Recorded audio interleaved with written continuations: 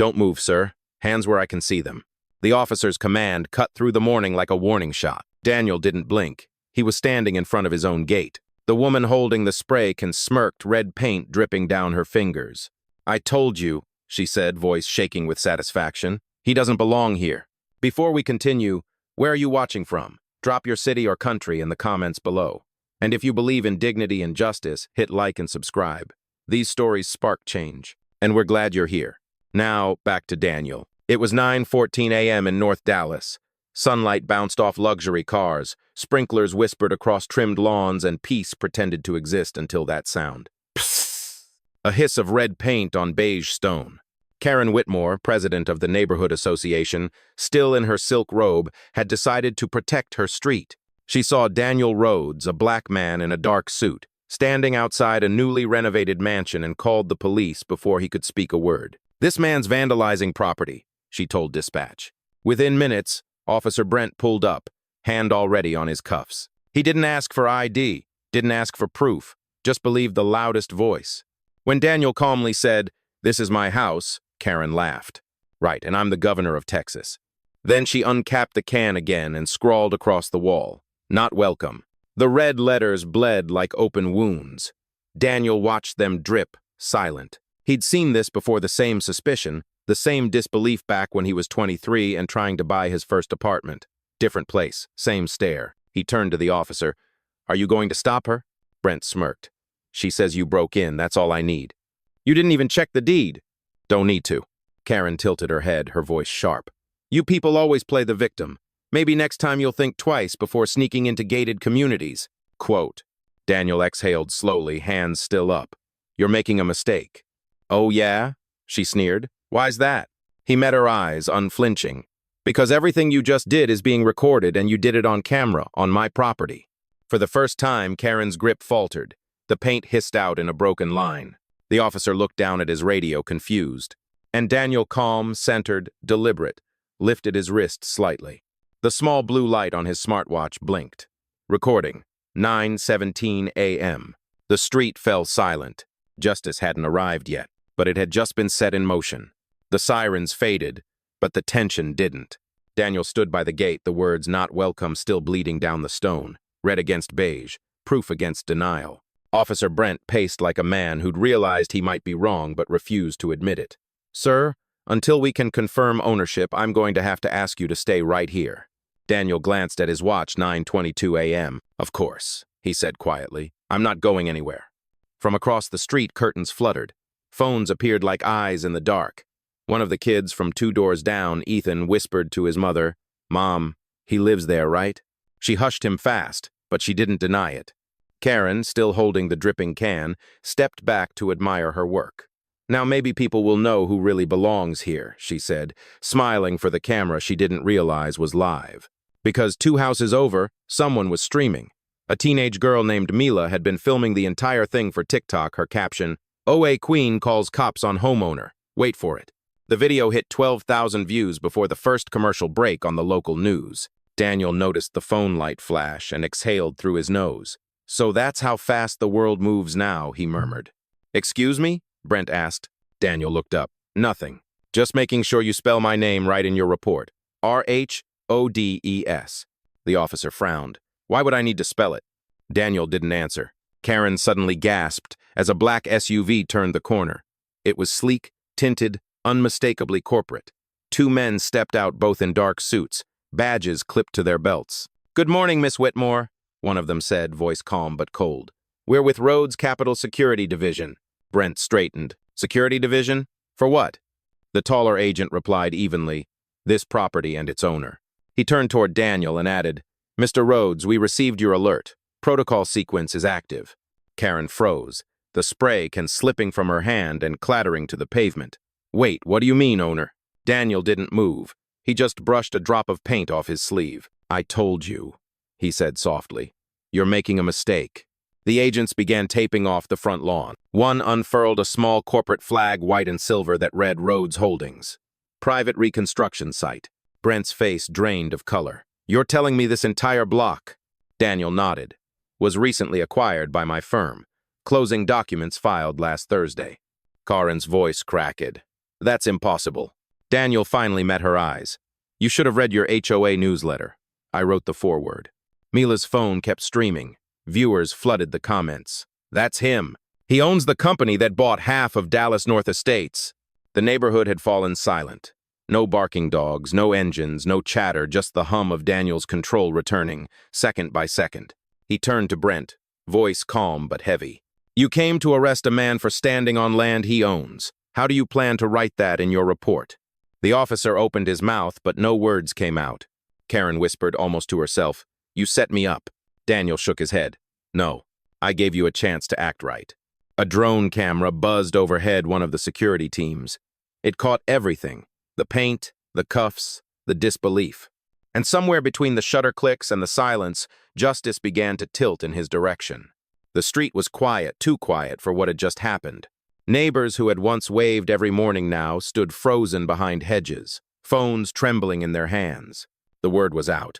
The man they'd called a trespasser owned not only the house, but the land beneath half their mortgages. Karen Whitmore stood at the center of it all, face pale under the Texas Sunday. The red paint on her hands had begun to dry, flaking like guilt. She kept glancing between Daniel, the officers, and the Rhodes Capitol security team, as if someone might still side with her. No one did. Officer Brent cleared his throat. Sir, this looks like a misunderstanding. Quote, Daniel didn't move. A misunderstanding doesn't come with handcuffs or slurs. Brent swallowed hard. Look, I was just responding to a call I didn't know. That's the problem. Daniel cut in softly. You never know, you just assume. From down the street, Mila's father, a contractor who'd worked on Rhodes Capitol sites, hurried over, whispering, Mr. Rhodes, my daughter's live stream is at 100,000 views. Local news just reshared it. Daniel exhaled slowly, let it stay up. Quote. Karen turned toward him, voice trembling. You're really going to ruin me over a can of paint? Daniel looked at her like he was studying a case file. You ruined yourself when you mistook my existence for intrusion. Behind him, one of his security agents approached with a tablet. Sir, corporate legal is on standby. HOA bylaws confirm Miss Whitmore's position as acting president. Daniel's jaw tightened. Send the footage to the board. Effective immediately, suspend her privileges pending investigation. Karen's voice cracked. You can't do that. I already did, Daniel replied. Brent took a step back. Mr. Rhodes, maybe we should de-escalate. This is de-escalation, Daniel said evenly. No one raised a weapon, just accountability. Then came the sound low, mechanical, growing louder. A second drone descended from above, this one not from Rhodes Capitol, but from a local news station. Reporters had arrived faster than anyone expected. A field producer in a windbreaker jogged toward the gate, mic in hand. Mr. Rhodes, sir, did you experience racial profiling from your own neighborhood? Daniel didn't answer immediately. He looked around. The house he built, the gate still streaked in red, the officer shifting uncomfortably, the woman who'd humiliated herself in front of 1,000 screens. When he finally spoke, his tone was low, deliberate. I experienced what too many of us experience, judgment before fact. But I also believe in proof. And proof, as you can see, doesn't lie. The reporter's cameraman zoomed in on the graffiti, the paint catching the sunlight like a wound that refused to heal. Karen turned away, muttering, You people twist everything into a story. Daniel looked at her one last time. No, Miss Whitmore, you made it one. Quote.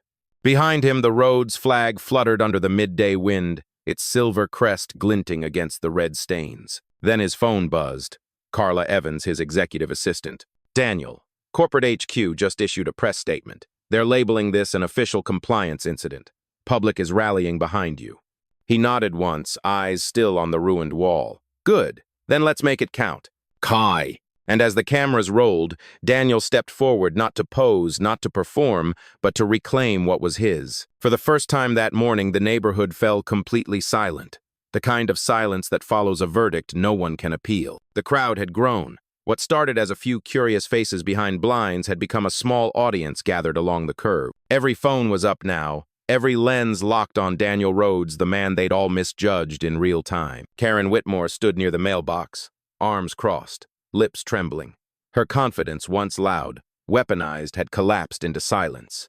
The red paint on her hands had hardened, clinging like evidence. Daniel hadn't moved from the gate. The reporters were still there, trying to draw him out. Mr. Rhodes, are you pressing charges? One asked. Daniel's voice was calm, level. Not yet. I'm documenting first. He tapped his smartwatch, and a soft tone chimed. Within seconds, a nearby SUV projected a holographic overlay, the same system Rhodes Capital used for site surveys. On the side of the vehicle, the footage replayed. Karen, spray, painting his gate while Officer Brent stood watching. The moment her words, "He doesn't belong here," echoed, the entire street seemed to hold its breath. Karen lunged toward the SUV. "You can't just. That's private." Daniel met her eyes, unflinching. "You made it public the second you called the police." Quote. Officer Brent tried to step in. "Mr. Rhodes, maybe we don't need to." Daniel turned to him, his tone sharper now. "You had every opportunity to verify ownership before putting your hand on your cuffs. You didn't. So yes, officer, we need to." Behind them, the Rhodes security team moved quietly, marking property lines with precision scanners. The devices pulsed blue, illuminating the sidewalk. The irony wasn't lost on anyone. The same street that once excluded Daniel was now literally outlined in his company's colors. Then the drone cameras shifted as a new car pulled up a city inspector in uniform. He looked confused at first, then recognized Daniel and nodded respectfully. "Mr. Rhodes," he said, "I received a priority order for a vandalism report. I'll file it personally." Karen snapped, "You can't file against me. I'm HOA president." The inspector blinked. "Not anymore. I just got an internal suspension notice signed by Rhodes Capital." A murmur rippled through the crowd. Karen's phone buzzed. She glanced down. The HOA group chat exploded with messages. "What's happening?" "Karen, you didn't. You're trending on Channel 8. Daniel stayed composed. "You called this Accountability Street," he said softly. "Now it's living up to its name." He turned to his assistant, Carla, now walking up the drive. She handed him a sleek black folder. "Everything's ready, sir. Legal has pre-filed both the ownership confirmation and the harassment report." Daniel nodded. "Submit them. Make it public." Carla typed something on her tablet. Within seconds, the Rhodes Capital website updated. The footage appeared under the headline. "CEO confronts racial bias on his own property, chooses proof over rage." Karen's face drained of color as the words lit up on every nearby phone. "You can't just ruin my life," she cried. Daniel looked at her, quiet but firm. "You ruined your own reputation when you painted over mine."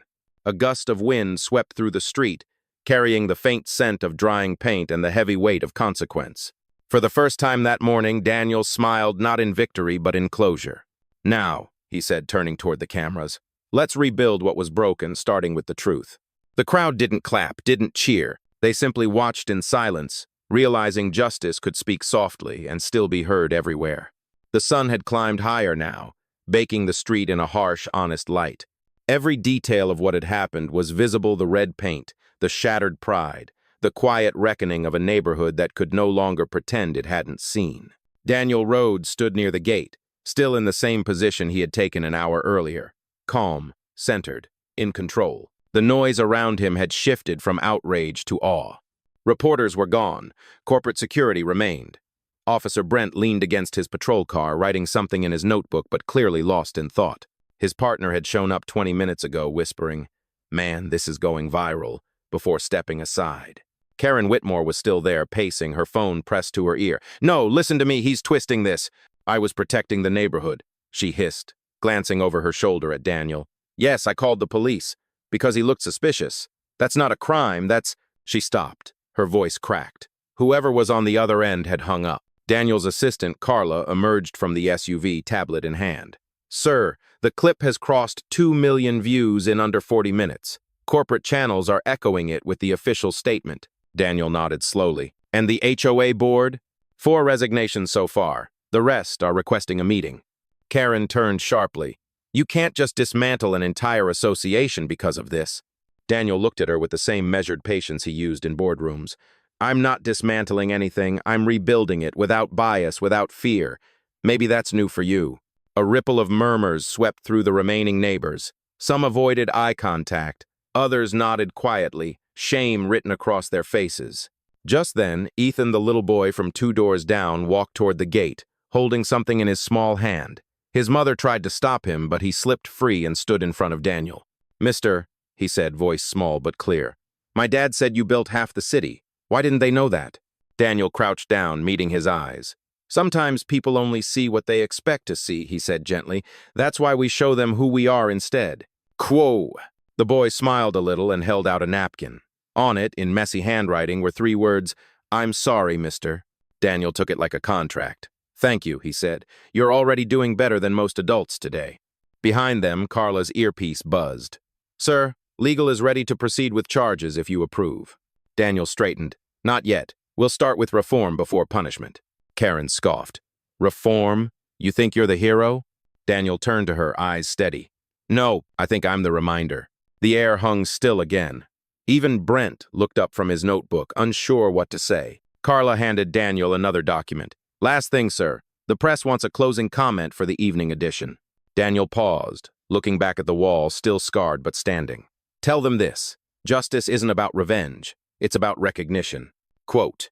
And with that, he walked toward his front door, each step quiet but deliberate, the kind of walk that said the story wasn't over, just finally turning the right page. By late afternoon, the entire block had changed tone. What began as a confrontation had evolved into something else, an uneasy reflection. The gate was still stained red, but it had become a mirror. Everyone who walked by could see themselves in the mess Karen made. Daniel sat on the stone steps of his front porch, jacket off, sleeves rolled up. Carla stood beside him, her phone lighting up with notifications every few seconds. "Sir, corporate PR just confirmed national coverage. CNN, ABC, even a few business outlets," she said, scrolling. Daniel sighed quietly. "I wanted a quiet life when I moved here, Carla. I didn't plan for any of this." She nodded. "No one ever plans for injustice. It just shows up and dares you to stay silent." Quote. Across the street, Officer Brent was still there, leaning against his cruiser. He looked smaller now, like the badge weighed twice as much. He finally walked over. "Mr. Rhodes," he began, voice low, "I just wanted to say, I was wrong." Daniel didn't respond right away. The air hung thick with unspoken things, pride, shame, the echo of choices. Brent shifted uneasily. "We get calls like that all the time, and we're trained to react first. But today," Daniel interrupted softly. "You didn't react, officer. You decided." The man swallowed. "I guess I did." Before either could say more, a sudden commotion erupted down the block. A cluster of HOA members had gathered in Karen's driveway, people who had once smiled at her garden parties. They were arguing now, voices sharp. A few turned on their phones, reading aloud from headlines. Carla checked her feed. "It's happening," she said. "The HOA board is imploding. 2 members just posted resignation letters online." Quote. Karen appeared at the edge of her property, tears streaking through foundation makeup. "You think this is justice?" she shouted toward Daniel's house. "You think destroying me fixes anything?" Daniel stood, slow and deliberate. "You destroyed trust, not me. You painted the symbol of exclusion on someone's home. All I did was let the world see it." For a moment, no one spoke. Even Brent lowered his gaze. Carla's phone buzzed again. "Sir, legal says the city council wants to issue a public apology. They're asking if you'll attend the press briefing tomorrow." Daniel shook his head. "I don't want an apology. I want policy." He looked out at the street, the families still peeking from porches, the children whispering to each other, the quiet guilt that lingered like humidity. "Carla," he said, "call compliance. Tell them I want every HOA property linked to Rhodes Capital reviewed for bias. Every application, every rejection, every complaint." Carla blinked. "That's a full-scale audit." Daniel nodded. "Exactly. We don't fix this with headlines. We fix it with systems." Karen's voice rose again, bitter and desperate. "You'll regret this." Daniel turned to her, expression unreadable. "No," he said softly. "You will learn from it." The sun dipped low, spilling gold over the red-stained gate. It looked almost beautiful now, like fire meeting dawn, destruction meeting renewal. Carla closed her tablet. That was poetic. Daniel gave a faint smile. "No, Carla, that was necessary." And as the cameras across the street kept rolling, the neighborhood realized something profound. Silence had lost its power. By the next morning, the story wasn't just local, it was everywhere. The headline on nearly every feed read, "Black CEO confronts bias in his own neighborhood and turns it into reform." News vans lined the cul-de-sac, cables snaking across manicured lawns. The neighbors who once hid behind curtains now wore nervous smiles, pretending they'd always been supportive. But everyone knew the truth 24 hours ago. Silence was their only language. Daniel Rhodes watched it all unfold from his living room window, coffee in hand. He hadn't slept much. Carla stood beside him, already fielding calls. "Sir, the mayor's office wants to schedule a meeting," she said. "They're calling it an opportunity for community healing." Cloak. Daniel's brow barely moved. "Healing doesn't happen at photo ops." Outside, Officer Brent's cruiser was gone, replaced by a new patrol unit. The city had reassigned him for evaluation. Daniel didn't ask for it. He didn't have to. The system had started auditing itself. A knock came at the door. It was Ethan's mother, the same woman who had pulled her son away the day before. She looked different now, tired, humble, clutching a small white envelope. "Mr. Rhodes," she said softly, "I wanted to apologize. Not just for yesterday, but for the months before. We heard things, believed them. I'm sorry." Daniel took the envelope, unsealing it carefully. Inside was a handwritten note from Ethan. "You were right. We see you now." He smiled faintly. "Tell him that's a good start." As she left, a black sedan pulled up outside the gate. Two men in suits stepped out, corporate compliance officers from Rhodes Capital. One carried a briefcase, the other a tablet. "Morning, Mr. Rhodes," one said. "We completed the initial audit of the HOA network." "And?" "It's bad," the man replied. "Biased complaint filtering, manipulated background checks, even internal memos discouraging minority applicants." Whitmore signed off on most of them. Carla looked up from her phone. "So, it wasn't just one incident." Daniel shook his head slowly. "It never is." Quote, the officer scrolled through data, hundreds of flagged reports glowing red across the map of the city. "Would you like us to pursue legal action?" Daniel hesitated, then said, "Not yet. First, transparency. Release the data publicly." "Under your name?" "No," Daniel said. "Under the company's. This isn't about me anymore." Karen Whitmore's name was already trending online. Overnight, she'd gone from self-proclaimed community leader to symbol of systemic bias. Her law firm announced an indefinite suspension. Across the street, she sat on her porch in silence, surrounded by reporters shouting questions she couldn't answer. Every so often, she looked up at Daniel's house at the once defaced gate, now cleaned, repainted, and shining with a new plaque. It read, "Property of Rhodes, capital respect is non-negotiable." Carla joined Daniel at the doorway. "You could have destroyed her completely," she said. "Why didn't you?" Daniel took a slow sip of coffee, eyes steady on the chaos outside. "Because if I destroy her, the story ends with revenge," he said quietly. "But if I expose the system, maybe the next person won't need to fight at all." Carla nodded. "And the council meeting?" Daniel smiled faintly. "Let them come. This neighborhood's about to learn what reform really looks like." Quote, the camera crews kept rolling as he stepped outside, the sun cutting through the clouds like a verdict, clear, sharp, and final. By noon, the cul-de-sac had transformed into a press conference without invitation. Tripods stood like trees, microphones bloomed across Daniel's front steps, and a hum of expectation filled the air. The HOA's collapse had become headline material. Dallas Morning Ledger, NBC Local, even Forbes Business were live. Carla adjusted her earpiece, glancing at Daniel. "Sir, the mayor's rep just confirmed attendance. They're framing this as a community reconciliation event." Daniel smiled faintly. Funny how people rush to reconcile when the cameras arrive.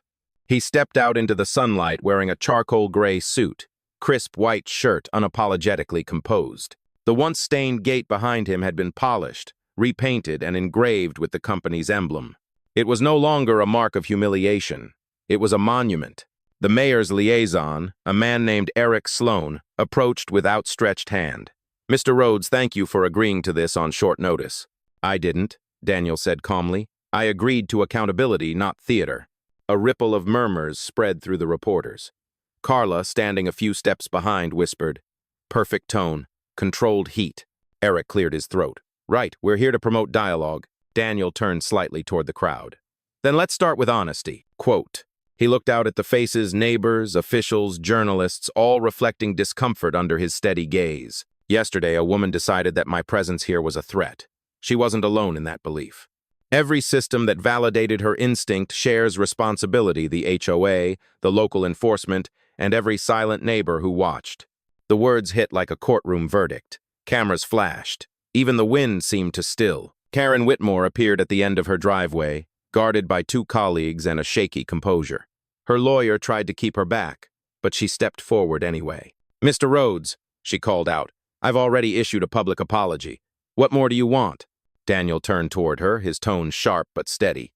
"An apology is noise without change." He gestured toward Carla, who handed him a tablet.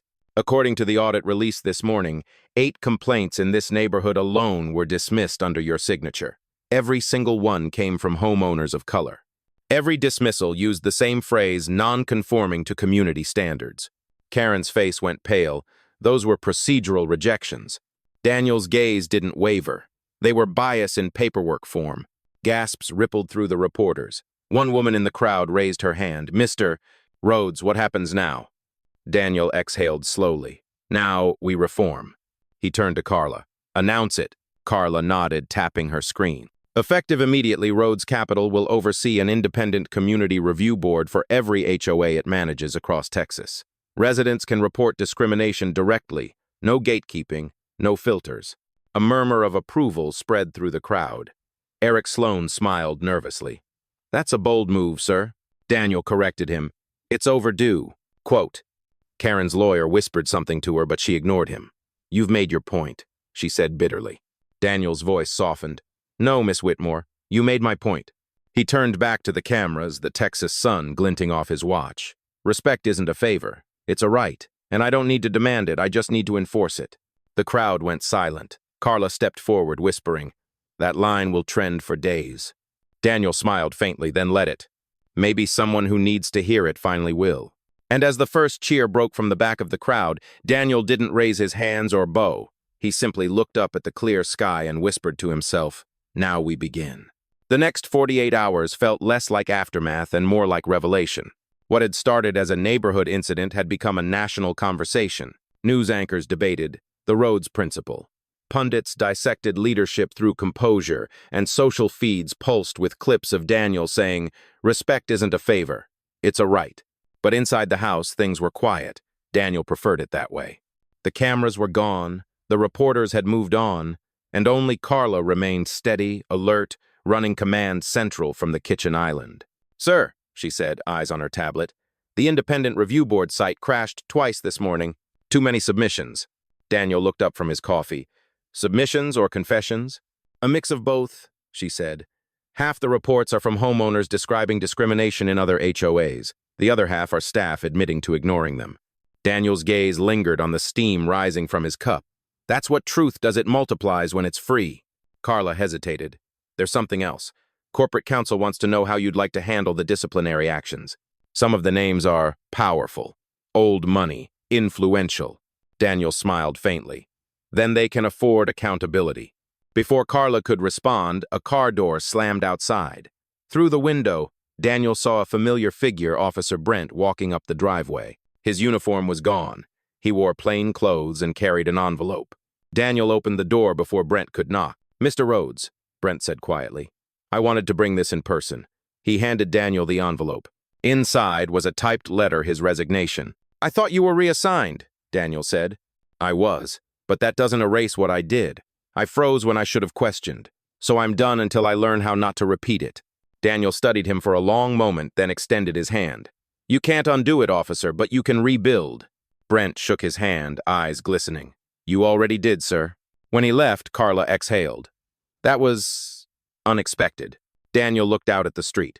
"No, that's what accountability looks like when it hits the right person."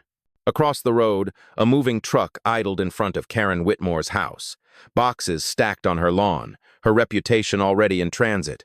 She stood by the mailbox, sunglasses hiding what pride couldn't. For a second, she looked like she might walk over, but she didn't. She just nodded a gesture somewhere between apology and surrender. Carla broke the silence. "The board wants you in Austin next week to discuss expanding the review initiative statewide."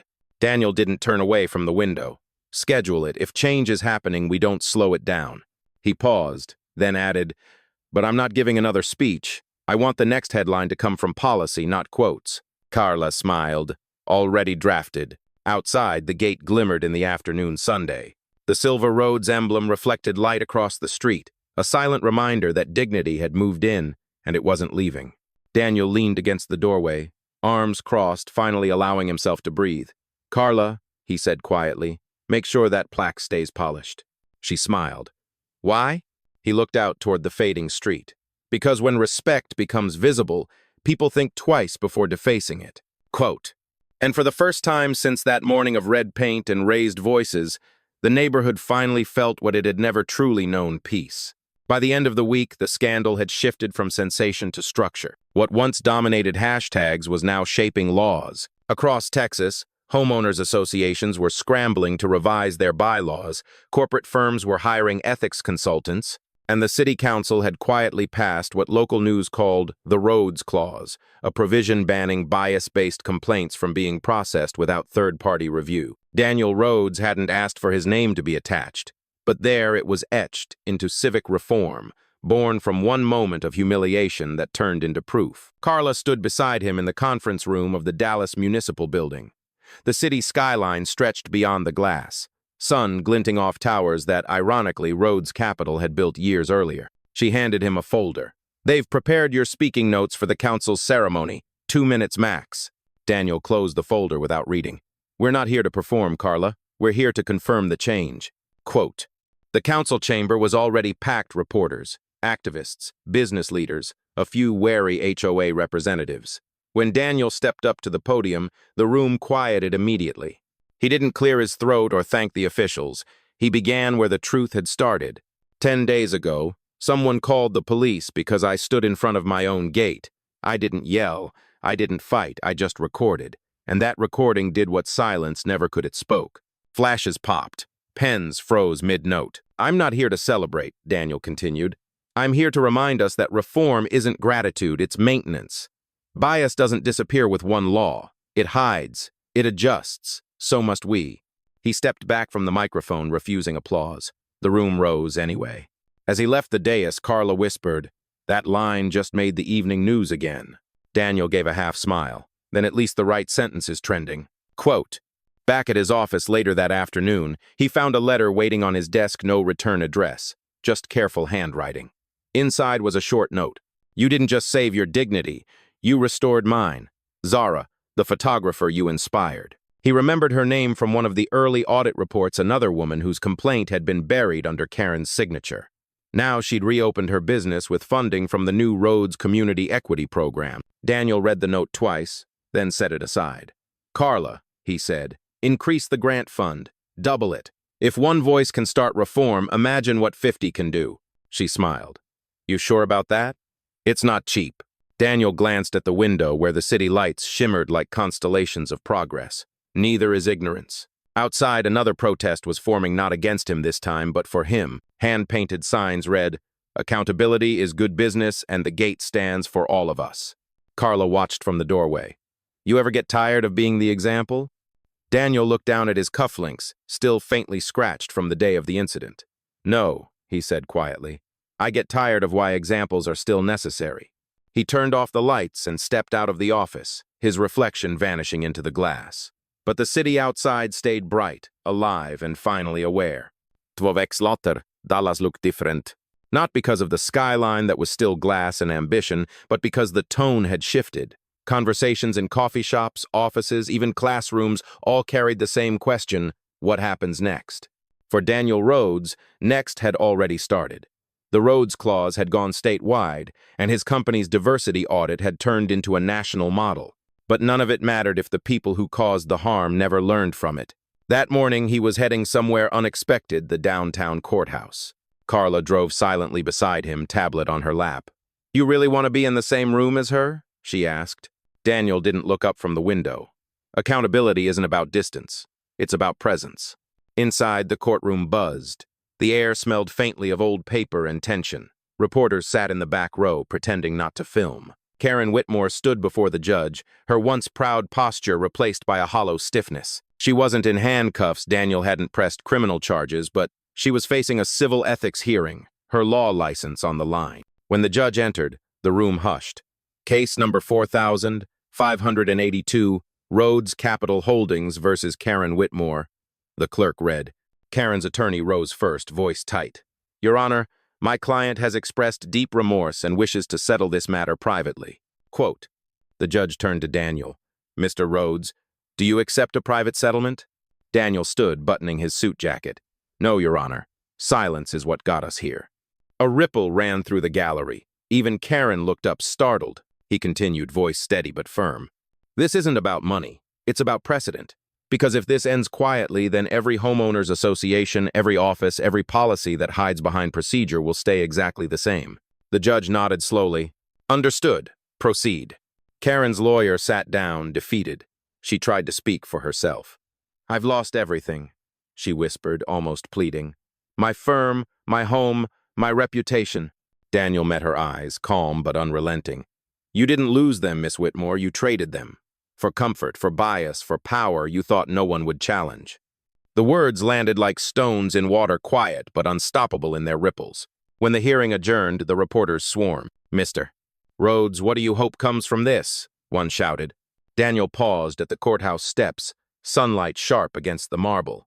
"I hope the next person who's told they don't belong remembers this day and stays anyway." Carla joined him as they walked toward the car. "You didn't humiliate her," she said softly. "You could have, but you didn't." Daniel exhaled. "That's not justice, that's ego." She smiled faintly.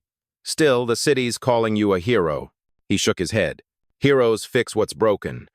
I just exposed what was already cracked." As they pulled away, the courthouse reflected in the side mirror, clean, cold, and honest.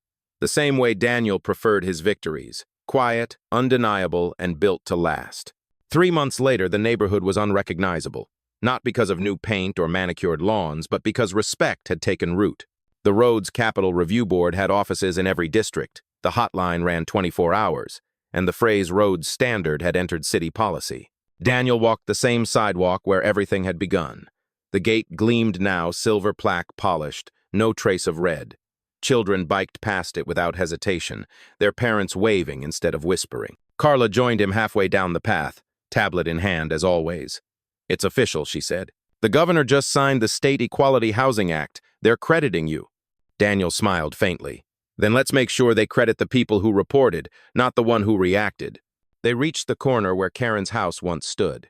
It had been sold and renovated into a community office. The new sign read, "The Whitmore Center for Equity Law." Carla raised a brow. "Irony looks good on you, sir." Daniel chuckled softly. "It looks better on progress." Quote. The breeze carried the hum of conversation, laughter. Ordinary life finally returned. Daniel stopped at his gate and looked at the camera above it, the one that had once captured bias in real time. Now it watched over something simpler, peace. Carla turned to him. "You ever think about moving?" He shook his head. "No, I think about staying. Because this time, staying means belonging." As the sun dipped behind the houses, Daniel's voice lowered, almost to himself. "Justice doesn't end when the story fades. It begins when people remember why it mattered." And for the first time since that morning of red paint, the street felt whole quiet, honest, and finally free.